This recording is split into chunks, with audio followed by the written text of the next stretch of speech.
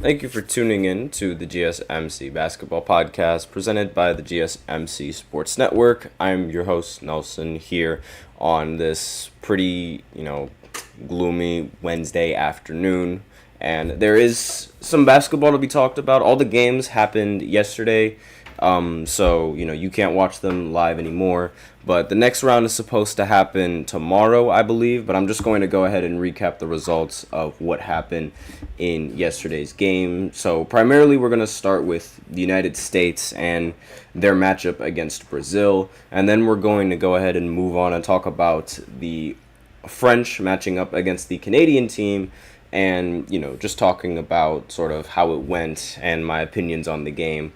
And yeah, the next games are going to be Thursday. France and Germany are going to play against each other once again, and the United States and Serbia are going to play against each other once again to figure out who's going to advance to the final and who's going to play for bronze. Now, in the second segment, I'm going to talk about NBA basketball for like the first time in forever. Lauri Markkanen recently re-signed with the Utah Jazz, so I'm just going to talk about my opinions on that, as well as what this means for other teams that were in the conversation of trying to make a deal to acquire Lauri Markkanen. And then in the third segment, I'm going to talk about the players with the most 25-point games in Olympic history, because the list isn't really that long. And on top of that, there aren't that many basketball players in the Olympics that end up scoring 25 points in a game. Also, if you're wondering why I'm looking off to the right, it's because the women's basketball team is playing against the women's French basketball team, I should say, is playing against Germany in the quarterfinal. The quarterfinal for the women just started. So that's actually going to be, the fourth segment. I'm going to talk about how the women's standings, as well as the viewership for American women's basketball. It's surprisingly low. Well, I mean, not really surprisingly, at least, in my opinion, but a lot of people weren't expecting it to be this low. And that's going to be the fourth segment. We also have a special fifth segment that I reveal at the end of the fourth segment, so be sure to stay tuned for that as well. Before I begin, I'd like to remind everybody to please use the link in the description to get your comments recognized, or the link displayed below the ticker on every show segment. Really helps the show, makes it much more interactive between myself and you guys. Excuse me. The link is gsmcpodcast.net. And let's go right ahead and go into the first segment. Again, United States, they played Brazil in the quarterfinal matchup, and they ended up destroying them in true American fashion. Everybody sort of knew that the United States was going to end up coming out on top in this game. The real question was the question was just by how much. I mean, they won by 122 to 87. The game was never close, in this matchup, and it was the only game that ended up having a 100 points, a team in 100 points. Let me say that again. Jesus Christ. This is the only game where a team scored 100 or more points in the entire quarterfinals. Even the game that went into overtime between Serbia and Australia not a single one of those teams ended up scoring 100 points. So the fact that the United States was able to score 100 should be, a little bit of a statement game, and it also goes to show, just how well the men's team has just been playing together, along with, that the chemistry is just, it's getting that much better. And being the only team to score 122 points, it also shows, that gap and just how much more skilled the men's team for the United States was compared to the Brazilian team. Now, not saying that everybody on Brazil played bad, but, for the most part, you need everybody to play a lot better than how everybody played in this game if you had any chances of beating the United States. Even though, I keep saying, there are some players on the United States that aren't really playing that well, like Jason Tatum in this previous matchup. Most of the time, these performances, it doesn't really mean that much, because you have so many other talented players to pick up what you're not picking up. Pick up the slack whenever you're not picking up that slack. For example, Steph Curry, we thought Steph Curry was going to be a very, a dominant scorer throughout the United States in their run, but he hasn't really been that much of a dominant scorer, but it hasn't affected the United States in the slightest. Now, the other game that ended up happening yesterday was France versus Canada. Now, the game concluded once I think I was on like maybe the 5th segment where it finally concluded. So I couldn't really cover this, the final part of this game. But the game was basically, it was never close. Like this matchup between France and Canada, it was really bad for the Canadian team because it's like they were never close throughout the entire game. It was like the entire game was basically a blowout, and it really backfired for the Canadian team. It should also be noted that Dylan Brooks, a member of the Canadian team, right, he previously said that the Canadians would dethrone the United States. He also said that LeBron was old. He also said that Kevin Durant was old. And he basically, he talked a lot. Like, let's just put it that way. But the real quote was, LeBron is old, KD is old, Steph is a choker, and Ant can't stop SGA. We'll get the gold medal and beat Team USA. That was Dylan Brooks's, opinion on Canada's chances of winning the gold against Team USA. So he was very, very confident. And despite all of this confidence, he definitely did not play like it. I mean, he was arguably the reason why the Canadian team lost. Like, you could make that argument. I mean, he only scored 2 points, was 1 for 9 from the field, and 1 for 6 from inside the arc, as well as 0 for 3 from 3. And really, it talking like that and then putting up this kind of performance in an elimination, in a winner-go-home game, this is exactly the reason why so many people dislike Dylan Brooks. Because he talked the talk, but could he walk the walk? No.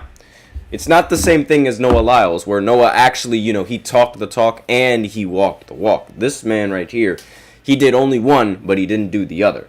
And the only player that really played well against the French, towards the conclusion of the game, because now I can actually talk about it, the only player that really played well was Shai Gilgeous-Alexander. The rest of the players on the Canadian team did not play well at all. Jamal Murray in this elimination game had 7 points, was 3 for 13 from the field, and 1 of 4 from 3.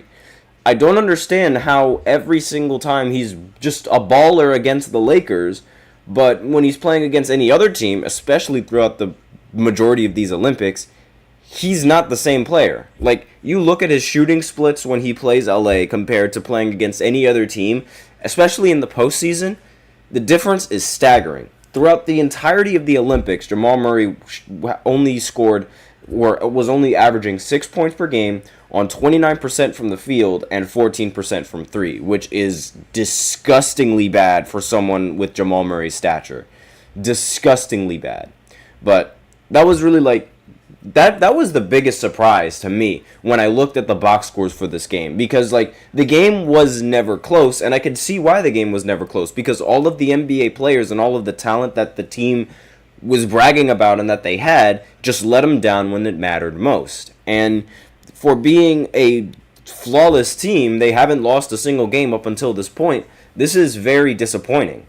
And this exit is just I'm not going to say it's going to mark the rest of these players, because a lot of people are going to forget about these results of the Olympics very soon, but I'm this is disappointing. This is extremely disappointing coming in from the Canadian team. So especially when you think about it, I mean, that was probably the weakest group in the entire tournament.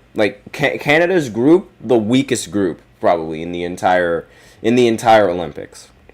Now, on the United States, we actually have 3 players of the game. LeBron James is obviously going to make this list almost every single time. 12 points, 3 rebounds, and 9 assists. Just a fantastic player overall.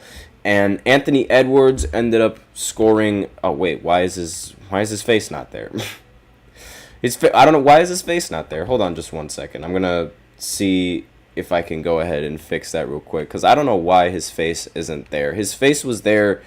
before I even started. but that's weird. But regardless, he ended up scoring 17 points and recorded 5 rebounds as well as 2 assists. I'm just going to have to deal with the fact that his face isn't there for now. We'll fix that in the future. But again, I don't know why his face wasn't there. It was there before. And with this performance as well, like in this recent game, I don't have Kevin Durant up here, but he did end up playing some minutes despite the fact that he was, coming off the bench. And in this matchup, Kevin Durant, he actually ended up breaking the United States points record. So now he has the most points in United States basketball history when you count him and the women's basketball, because women's basketball also counts as a United States basketball program.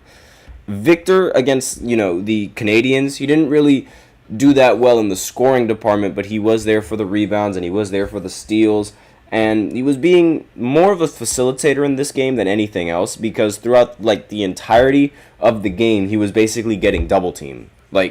It wasn't a very good, it wasn't a very good shooting performance for him, and they haven't really needed him to be a monster scorer in these matchups. They just needed him to, just play his role, and they've been able to win rather comfortably. Now, another player that played really well in the United States was Devin Booker. His face is showing. I don't know what's up with that, but he ended up scoring 18 points, 3 rebounds, and 3 assists. Joel Embiid, he also played pretty well against the Brazilian team. I mean, it's about time. He ended up scoring 14 points, 5 for 6 from the field, 3 for 3 from the 3-point line. Very impressive. And it should also be noted that on Brazil, there was this one player, he ended up scoring 30 points. Bruno Caboclo. Again, forgive me if I completely messed up that last name. But he ended up scoring 30 points on 13 of 20 shooting and was able to record 6 rebounds along with that and 1 assist along with that. So this is a very, pretty solid game. However, most of the points, they did come in garbage time because most of the game was spent in garbage time. So take with that what you will. I mean, 30 points in an Olympic matchup is still very impressive, but still, take with that what you will. And those are the results of the matchups, and as I showed you guys before in the previous bracket that I was with the previous tournament bracket that I showed you, I'll just go ahead and bring it up right now just because, why not? I said I wasn't going to, change around anything. And so far, I haven't need to change around anything. I'm just going to go ahead and pull up the graphic in case none of you guys have seen it before. But so far, this is how the tournament standings are looking for the men's basketball. And so I'm going to go ahead and, continue updating the graphic as the games conclude. But again, as I mentioned before on the previous podcast, if you guys haven't watched that video, I have France going to the finals as well as the United States, and then Serbia and Germany playing for 3rd place.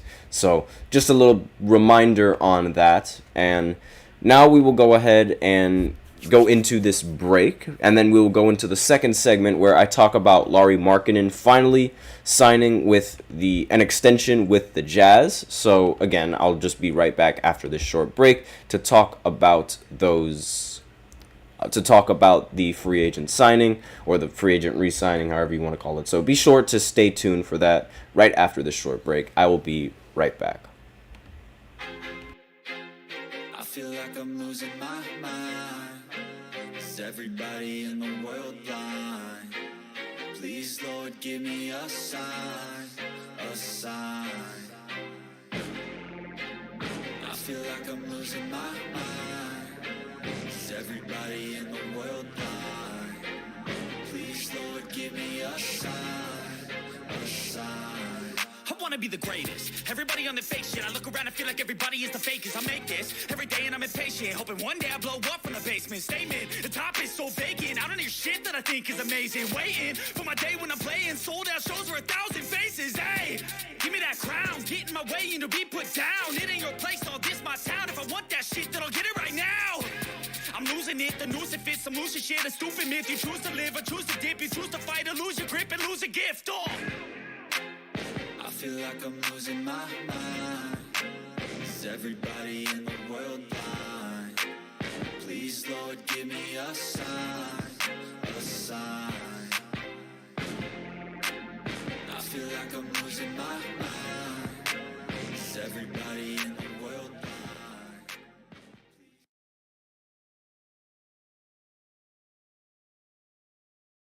And we are back with the second segment of the GSMC Basketball Podcast presented by the GSMC Sports Network. In this second segment, I'm going to be shifting my focus over to NBA basketball, where I talk about the recent free agent re-signing, I guess you could call it that. Well, the re-signing of Lauri Markkanen, because he was involved in trade talks, so I'm just going to talk a little bit about that. But before I begin, I'd like to remind everybody to please go ahead and use the link in the description to get your comments recognized, or the link displayed below the ticker on every show segment. It really helps the show, makes it much more interactive between myself and you guys. That is gsmcpodcast.net. And without further ado, let's go right ahead and go into the second segment. And it should also be noted that right now, the women's basketball quarterfinal is, it's been going on. And the French team are currently destroying the German team as France hits another three-pointer to make the score 52-33 in favor of France. So just giving an update on the score for that game. I'll talk a little bit more about that in the fourth segment, I believe, once the game concludes, because we're still in the third quarter of that game. So I'll talk about that in the fourth segment, but this second segment is going to be all about Lauri Markkanen and the recent the recent re-signing between him and the Utah Jazz. So there have been a lot of talks about Lauri Markkanen being traded and how there's a possibility that the Warriors were going to end up acquiring him. But as of right now, it seems that, well, not really as of right now. I mean, it was confirmed that an hour ago, I believe, that Lauri Markkanen signed a 5-year, $238 million contract renegotiation and extension, including $220 million in new money.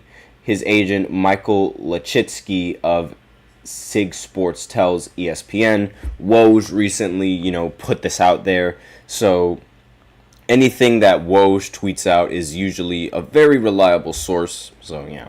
I mean, the Jazz, and there's also this article that was talking about it as well, so I'm just going to go ahead and read off some of the things. The Jazz star, Lauri Markkanen, has been the subject of numerous trade rumors this offseason, but that speculation can now officially be put to rest for at least another year.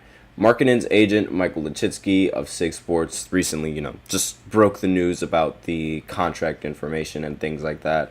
Now, the timing of this deal is significant since Markkanen waited until August 7th to sign. He is not eligible to be traded until next offseason.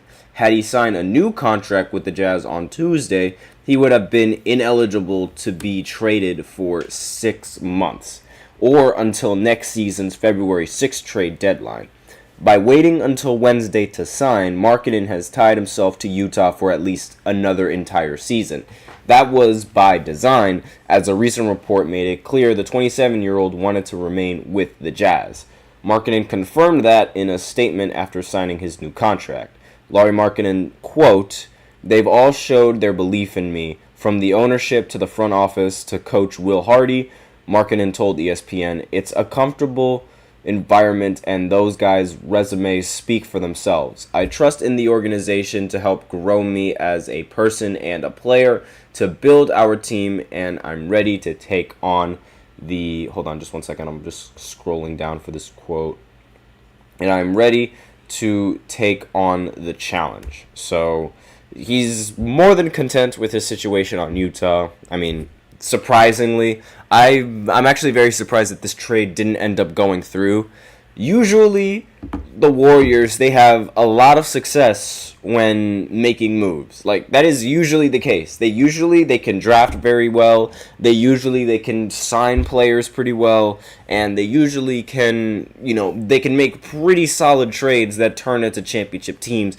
That was sort of the thought process about the Golden State Warriors and the GM and, the front office and things like that. Those those, I guess, office organizations, I guess you could call it, those guys, they really get the job done. Like, they were able to draft Steph Curry, they were able to draft Klay Thompson and Draymond Green along with it to create a championship team. Then they were able to sign Kevin Durant in one of the craziest moves in sports history. And then right when Kevin Durant leaves and joins a completely new team, they create another championship team with Andrew Wiggins and Jordan Poole, who surprisingly end up just playing the best basketball of their lives at the right point in time. Like, they make championship teams.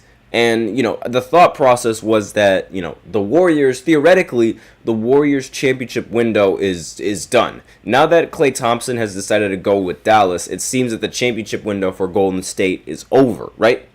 But you would think that. I mean, going into this offseason, I thought that Golden State was somehow miraculously going to acquire talent some way, somehow. And once I found out that they were in talks to acquire Lauri Markkanen, I immediately assumed the worst.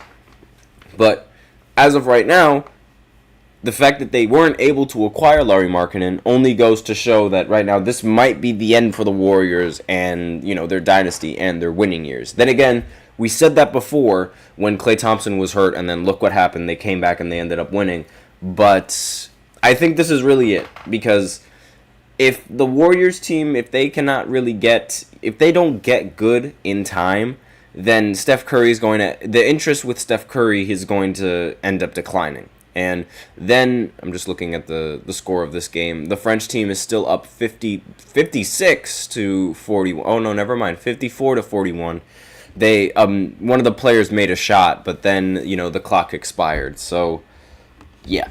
So far, France is still easily beating Germany, but again, Markkanen, he was averaging 23 points and 8 rebounds per game for the Jazz last season, while shooting nearly 40% from 3 and around 40% from the field as well.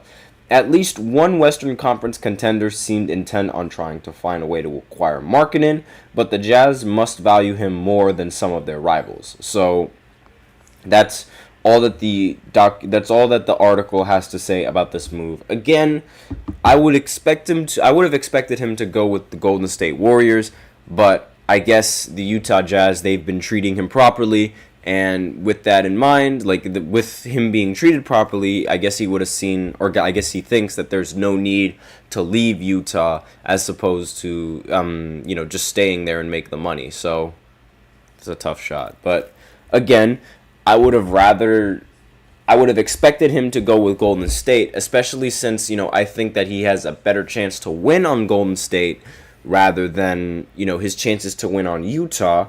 But let me know in the comments what you guys think. Do you guys think that this is great for Utah because now they have a confirmed star that they can build around, and they have, a confirmed star that they can, build for the future.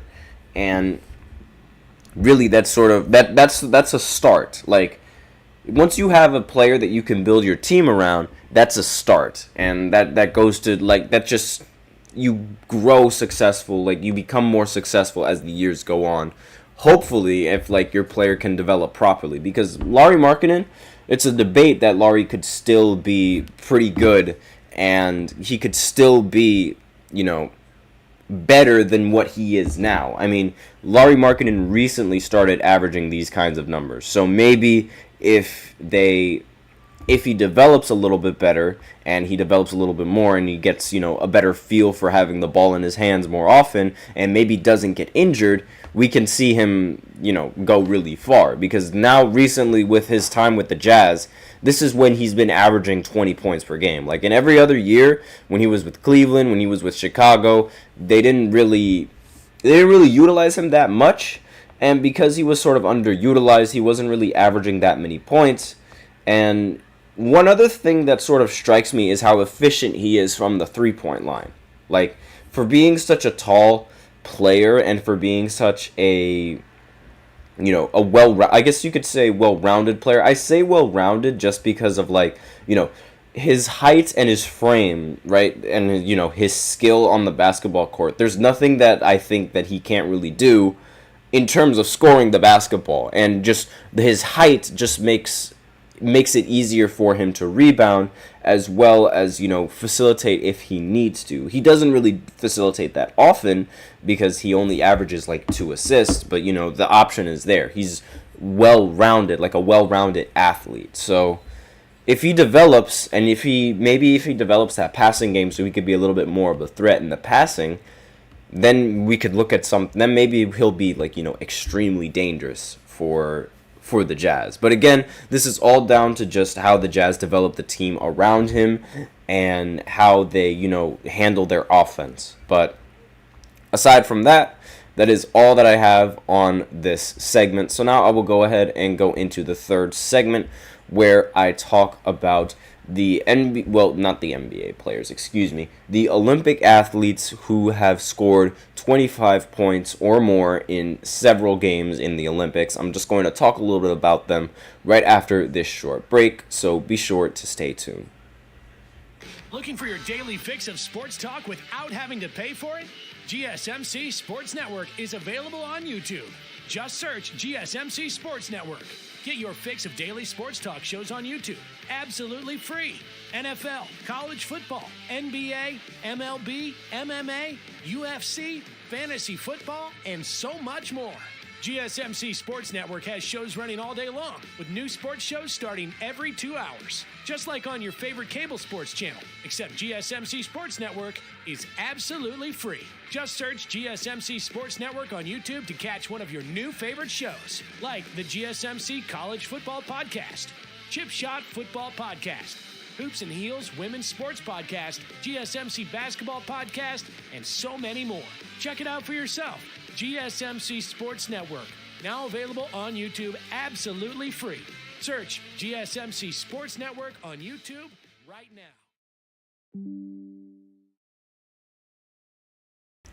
And we are back with the third segment of the GSMC Basketball Podcast presented by the GSMC Sports Network. And in this segment, I'm going to be talking about the most 25-point games in Olympic basketball history since 1992. Now, the reason why I'm doing it since 1992 is because that was the year when NBA players and NBA talent was able to compete in the Olympic basketball. Because before, it was mainly, composed of college athletes or like collegiate athletes and non-NBA players. Like, there was no NBA players in the Olympics up until 1992. The Dream Team, in case you guys have no idea what that team was, it was composed of NBA players for the first time ever, and for that year, they completely destroyed the Olympic competition. Michael Jordan, Scottie Pippen, Charles Barkley, John Stockton, just to name a few. Larry Bird, Magic as well, but those guys were around towards, the ends of their careers. Meanwhile, Scottie Pippen and Michael Jordan were just entering their prime, and they just came off of winning 2 championships as well. You can watch it in the Last Dance documentary. It's a very popular team, but these are the players that ended up getting the most 25-point games in Olympics since that time period. Now, there's going to be a lot of NBA players. There's also going to be, some players that you just have no idea who they are, or probably don't have any idea who they are. So the first player I'm sure everyone here knows who he is Kevin Durant. He is 5th on this list. He has 7 25-point games in the Olympics, and these are as of right now. They played in 2024 games as of August 6th. So that's just, up until this date. So, because this is subject to change if Kevin Durant just goes off against Serbia. But right now, he is in the top 5 with 7 25-point games. And, he is the best scorer for men and women's, period. He is the best Olympic scorer in the entire United States basketball history. He has more 25-point games than Kobe. He has more 25-point games than LeBron. He has more 25-point games than Kyrie, just to name a few. and I mean Michael Jordan, but he only played in the Olympics for that 1992, as well as I believe when he was a collegiate athlete. So not really that much 25-point games coming in from MJ, but I mean, and also he has more 25-point games than Carmelo Anthony, I believe, and for being on this list, again, it's like the longevity that he has in playing Olympic basketball is much greater than most of the athletes in the NBA. Like, there aren't that many NBA athletes that play multiple years in the Olympics. It's usually like about, I want to say maybe at least two most of the time. It's two, like, at least. And I say that because, most of the time, I mean, I remember watching LeBron. He was on Team USA. Like, aside from the 2 times that he won the gold, he was also there when he was, a really young rookie. But I don't really count that year because, that year so many other rookies were selected for the team because a lot of United States players ended up dropping out due to the paranoia of traveling over to another country after the days of September 11th. It's all in the documentary, so I'm just talking about the things that were talked about in the documentary. It's all in it's called The Redeem Team. It's on Netflix, and the biggest reason why there were so many people that withdrew from the Olympics back then was because of there was a fear of terrorism. That's what it said on the Netflix documentary. That's not what I said. That's what it says on the Netflix thing. So, but continuing with this list, now we move on to 3 players. 3 players. They have scored 25 points 8 times in their Olympic career. The player that's on this list, it might surprise you, Patty Mills. Yes, Patty Mills, an Olympic legend. He is tied for the second most 25-point games since 1992 in Olympic basketball history. He is a phenomenal athlete. And I mean, he's just a great basketball player. And in the Olympics, he is the perfect example of an NBA role player that is only a role player because that's what teams want him to be.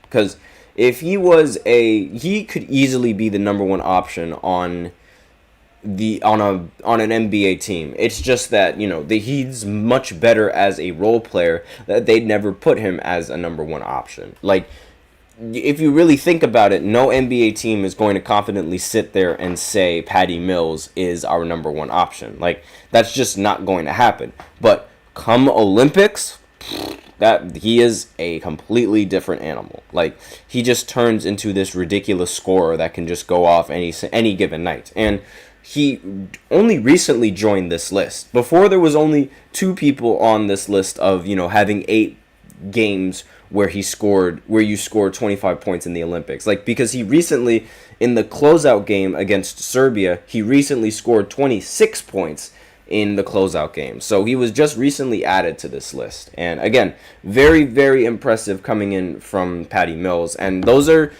the only 2 players that were currently playing in these Olympics that made this list. Kevin Durant and Patty Mills. Now, the next player that has 8 is Pau Gasol. Again, one of the more famous Olympic athletes, as well as, an NBA star as well. But, before his career in the NBA, he was more famous playing for the Spanish national team and playing overseas, along with playing with his brother Marc Gasol on the Spanish team. This is what they were known for. Before Pau Gasol won the 2 championships with Kobe, this is what they were known for. And one of the biggest highlights of his career, his Olympic career, was the fact that he ended up playing against Kobe Bryant and the United States Redeem Team in 2008. Now, the game, it wasn't, I don't know if I should say it was, competitive, but it was mainly known because Kobe he elbowed Pau Gasol when he was running into Pau Gasol, which is, it's kind of ridiculous, but again, it is Kobe, so, people don't really talk about how crazy that was because that was Kobe's teammate at the time, but this is just Kobe. If you're not playing to win, then what are you playing for? But yeah, Pau Gasol, arguably one of the best Olympic athletes, period. And if his NBA career isn't going to get him into the Hall of Fame, it's definitely his Olympic performance that will. Next player on this list got a lot of... He wasn't really that known up until LeBron broke the scoring record in the NBA. Oscar Schmidt. Now, for those of you who don't know who Oscar Schmidt is, he is an overseas Brazilian player who has scored the most points in basketball, period. International play, international league play, Olympic basketball play, he has the most points ever. He scored more than LeBron, which was the biggest reason why people were talking about him once LeBron passed Kareem Abdul-Jabbar, because, as I like to say every single day, LeBron is easily one of the most hated players in the NBA for absolutely no reason, just because he is so good at basketball. In fact, he is hated on so much that once he broke the NBA's leading scoring record, then all of a sudden, out of nowhere, people start talking about Oscar Schmidt, and people start asking, is LeBron going to pass Oscar Schmidt? And, like, I was appalled. You have no idea. I was so baffled because he played way before my time, by the way. Like, this is a player that played way before LeBron, played way before... Well, he didn't play way before MJ because he was playing while MJ was playing. But this is before my time. So, hearing about this guy baffled me because up until this point, I had never heard of him at all. It was always, Kareem's record. It was always breaking Kareem and how Kareem was the most unbreakable record. Then all of a sudden, when someone breaks this record, this man shows up and is like, nope, I actually have the most points in basketball, period. Which astounded me because I didn't believe that it was true, and I thought it was someone that people made up. But it wasn't.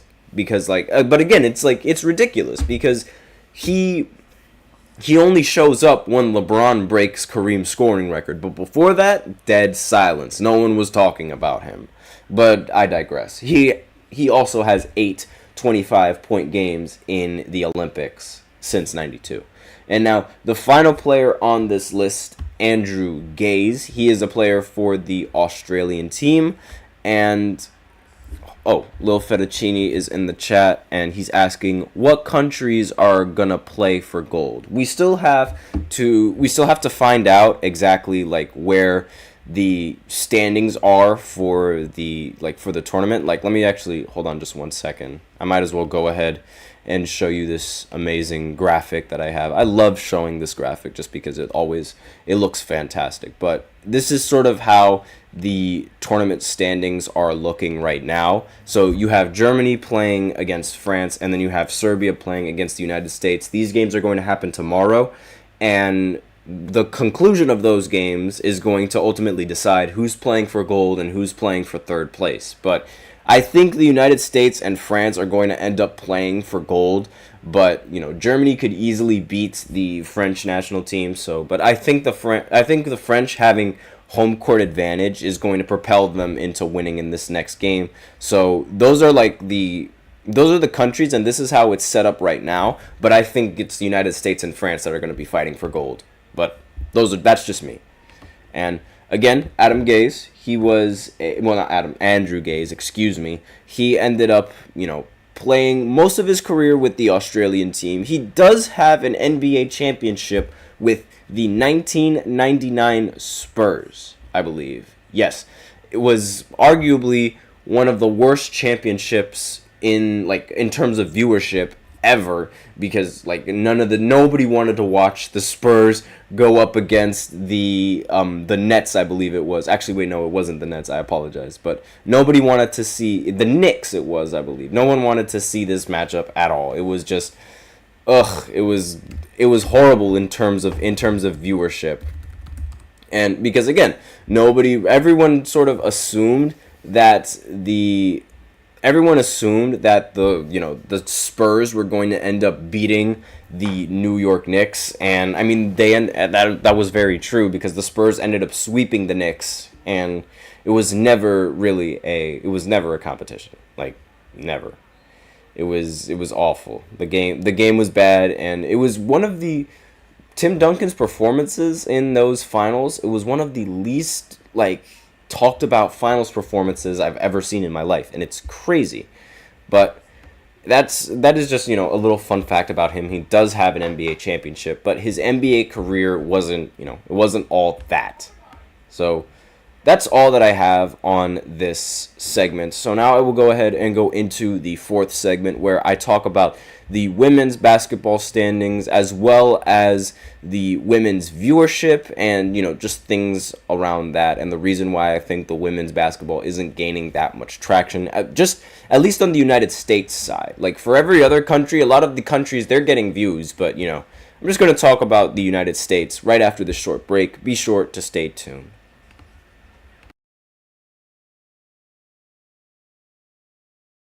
For the best and latest podcasts available anywhere, go to the podcast app on your cell phone and type in GSMC to access free content-rich podcasts on health and wellness, book reviews, sports, entertainment, relationships, social media, movies, technology, finance, and even weird news. Subscribe and download the GSMC Podcast Network's family of shows, available everywhere podcasts are found.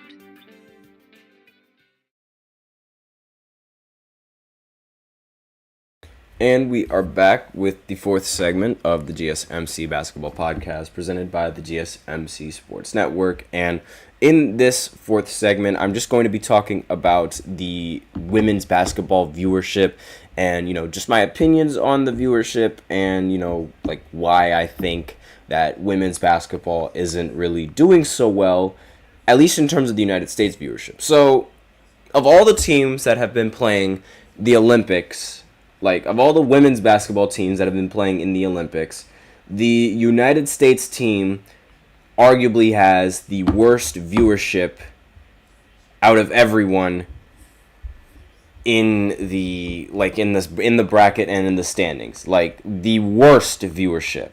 No one watches the United States basketball team as much as they watch other teams. And I think part of that reason is because the women's team, the women's basketball team, is just that much better than every other national team. The United States women's basketball team is that much better than a majority of the national teams that every single game that they play is just a blowout 9 out of 10 times, right?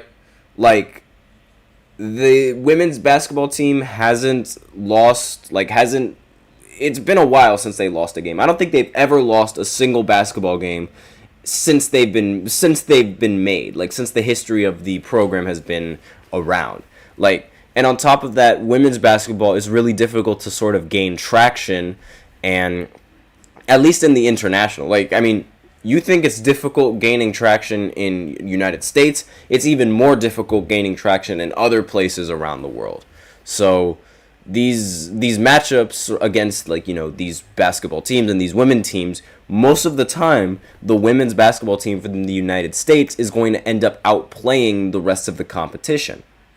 Another reason why I don't think the women's are gaining that much traction is because of Caitlin Clark and because of the fact that she's not on the team. I think that if the women's basketball team, if they ended up acquiring Caitlin Clark and they said that she was going to be a part of the United States roster, we would get a lot more coverage on women's basketball and United States basketball. But if you notice, all over the internet, you're not seeing nearly as much women's basketball news as you would think.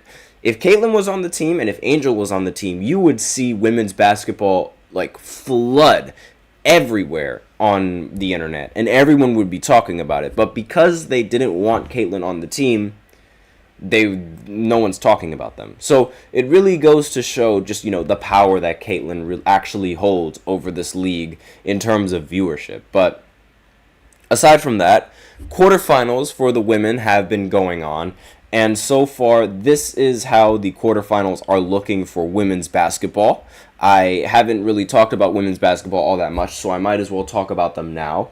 It should also be noted that I made this, in the morning, so this was before the last two matchups in the brackets and the quarterfinals.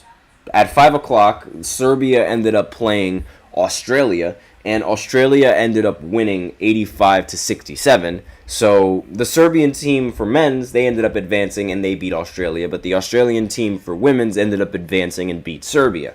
So, and also should be noted that there are obviously there aren't this as many similar teams that are playing in this one, like in the women's basketball standings, as they are in the men's standings. Like, for example, instead of having Greece, the women's standings has Nigeria. And instead of having Belgium, the women's standings had excuse me. Instead of having Belgium, like, you know, for the men's standings, the men actually have Canada, right? So instead of having Canada, the women's have Belgium. So Belgium, they actually ended up beating Spain, and Spain ended up qualifying in the women's basketball quarterfinal. They ended up winning 79-66 and the game went on at like 8:30 in the morning. And, you know, this recent game that's been going on right now, it seems that France is going to beat Germany and advance 73 to, the score right now is 73-60 in favor of France. And the fourth quarter, there's 5 minutes left in the fourth quarter. So make do with that what you will. And again, Australia, they advanced already, and let's see, Belgium also ended up advancing. So right now, the final game that's left is, once again, the United States going up against Nigeria. So again, the United States is probably going to end up winning the whole thing. They always win the whole thing, especially in the women's like standings. Like, if you think the men's is automatic gold, the women's is just even more automatic, and they don't even have Caitlin, so that just goes to show you the talent around the women's basketball and the, well, American women's basketball, I should say. And that's really all that I'm actually, you know what, no, that's not all that I have to say about this. Let me actually go ahead and pull up some of the box scores of this game and talk about some of the players, because, like, again, there isn't really that much talk about these performances, because, again, Caitlin, I really think that if Caitlin was playing in these games, that a lot more people would talk about these standings. But Jackie Young for the United States ended up scoring 19 points and recorded 4 steals as well. Aja Wilson also scored 14 points and 3 rebounds and 4 steals in the game between Germany.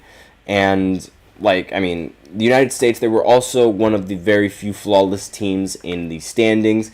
Germany was in the same standings as the United States, but right now, I mean, it seems like they're losing to France as well.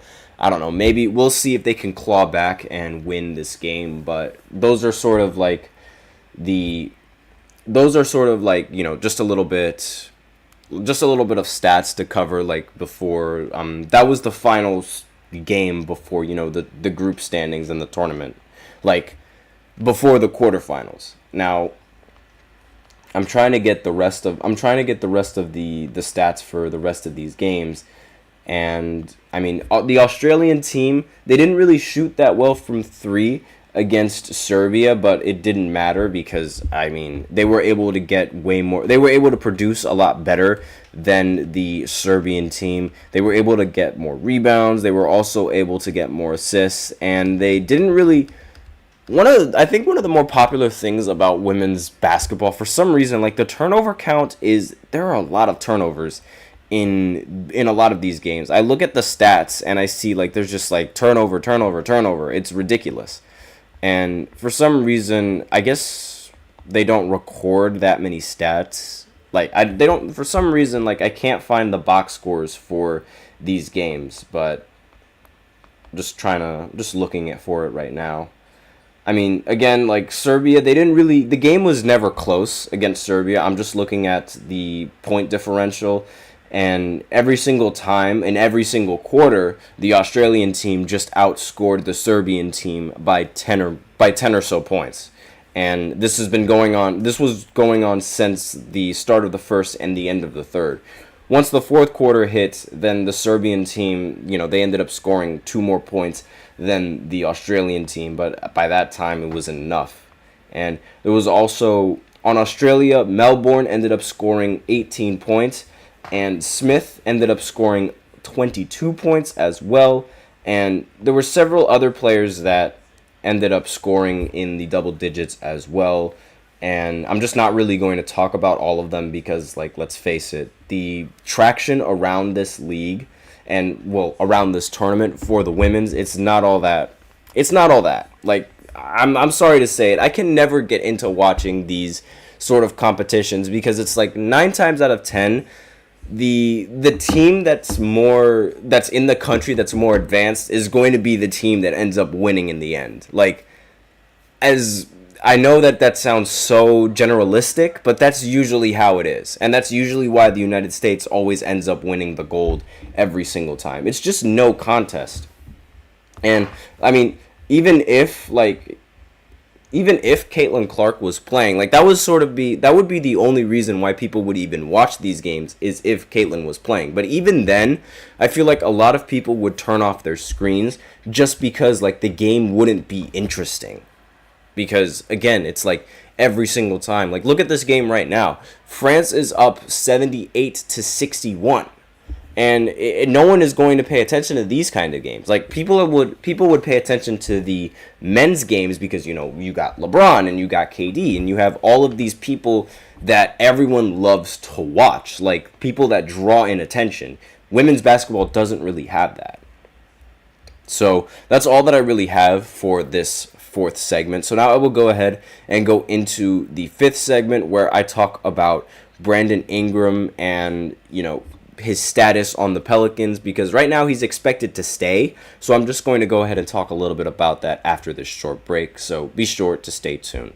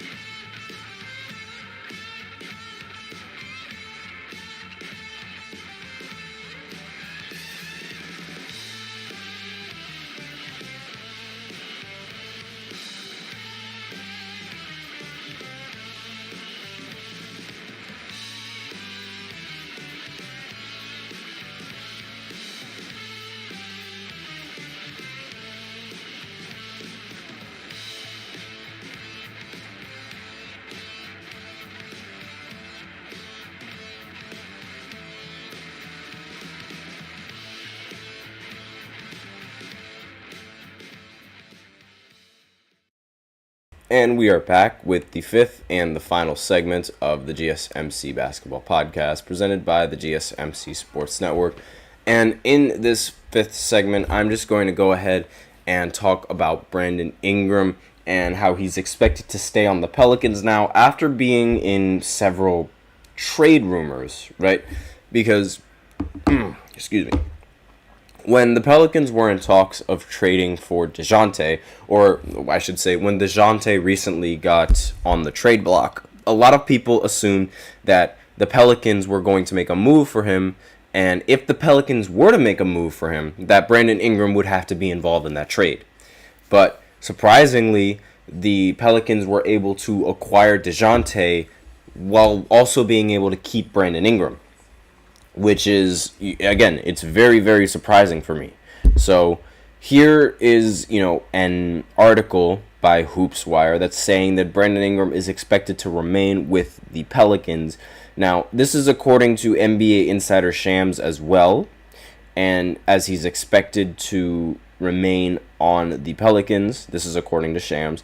The trade market for Ingram is limited since he's in the final year of his contract. Now, quote, "I'm told the trade market for Ingram is limited," end quote. This is what Shams said on the Pat McAfee show.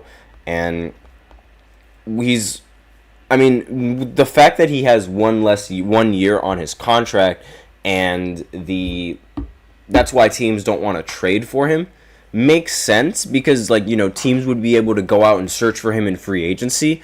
But given the new rules and the new free agency rules and how teams, they're able to re-sign their players a little bit earlier than other teams can negotiate deals with those players. I think, while it makes sense to wait until next year when he's a free agent, I think you're also shooting yourself in the foot if you don't try to make a move for him early.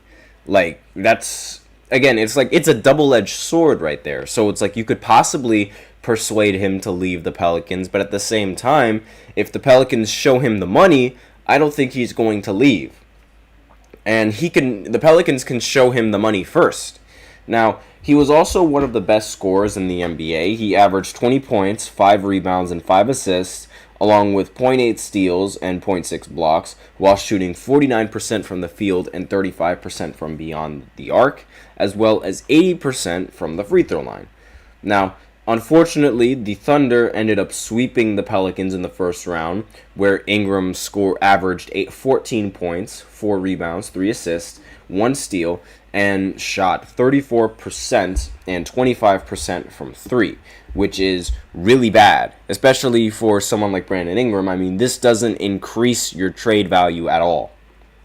And throughout his career, Ingram has averaged 19 points, 5 rebounds, and 4 assists. So he's a scorer. Like, he's the scorer, but he's not, like, I guess you could say, a dominant scorer. Most of his shot attempts and most of the shots he creates end up coming from the mid-range area, which is, sort of the big reason as to why he doesn't really score all that much, because he's taking these long two-pointers. And while they are effective because he's really tall, again, it just, it lacks in the points production. And especially in the postseason, if you're not shooting all that confidently and if you're not shooting all that well in the mid-range area like how he did, then your points and production can decrease dramatically. Now, according to Mark Stein, there are teams that are allegedly saying that they would pay Ingram $210 million. Ingram, with one All-Star appearance on his resume, like Lauri Markkanen, has only 1 season left on his contract and is said to be seeking a 4-year contract worth $210 million. Now, given how Lauri Markkanen recently signed a contract that is worth similarly to that, I'm just going to go ahead and review Markkanen's deal. He signed a 5-year, $238 million contract. So the fact that Ingram is looking for 4 years, 210, roughly around the same amount, and roughly around the same amount for a player with a similar resume. Now, the Pelicans have made it clear that they won't go to those lengths to re-sign him, and while various teams have explored Ingram's trades since the offseason began in earnest, no other team willing to sign the 26-year-old at those numbers has yet to emerge, with league sources saying that Ingram's camp has also joined the efforts to find one. Now, Ingram is going to make $36 million next season, and the Pelicans haven't won a playoff series since acquiring Ingram from the Lakers. I know there's a lot of people that like to say that the Anthony Davis trade was a trade won by the Pelicans. That isn't true. I'm sorry to say it, but until the Pelicans win a championship with Brandon Ingram and the pieces that they've acquired from trading Anthony Davis, that trade is never going to be seen as a win for the Pelicans. It doesn't matter. Now, again, they also acquired DeJounte Murray from the Hawks this season, and it appears that they will have a big four of Murray, Ingram, CJ McCollum, and Zion Williamson. So let me know in the comments what you guys think of this big four that they have. Do you guys think that it's going to go far, or do you think that they're just going to travel the exact same distance they traveled last year? I personally think it's going to be the same story as it is last year. Unless Zion can stay healthy, I'm not thinking anything is going to change. Now, I should also give an update before I end this off. France right now is up 83-71 against Germany with 1 minute left in this game. It seems like the French team is going to end up coming out on top. So, great game. I mean, not really a great game just because, it was kind of boring most of the time. But France ends up advancing in the quarterfinal, and now all that's left is to see if the United States end up advancing. So that's all I have for you guys today on this podcast. Thank you so much for tuning in to the GSMC Basketball Podcast presented by the GSMC Sports Network. Your support means a lot to us, so please remember to subscribe to the show, leave a positive review. It really does make a difference. We also invite you to follow us on Facebook, Twitter, TikTok, and Instagram for more content and updates. Please remember to use the link in the description to get your comments recognized or the link displayed below the ticker. Really helps the show, makes it much more interactive between myself and you guys. That's all I have for you today on this show. Thank you so much for tuning in. I am your host, Nelson, and as always, take care. Have a wonderful day.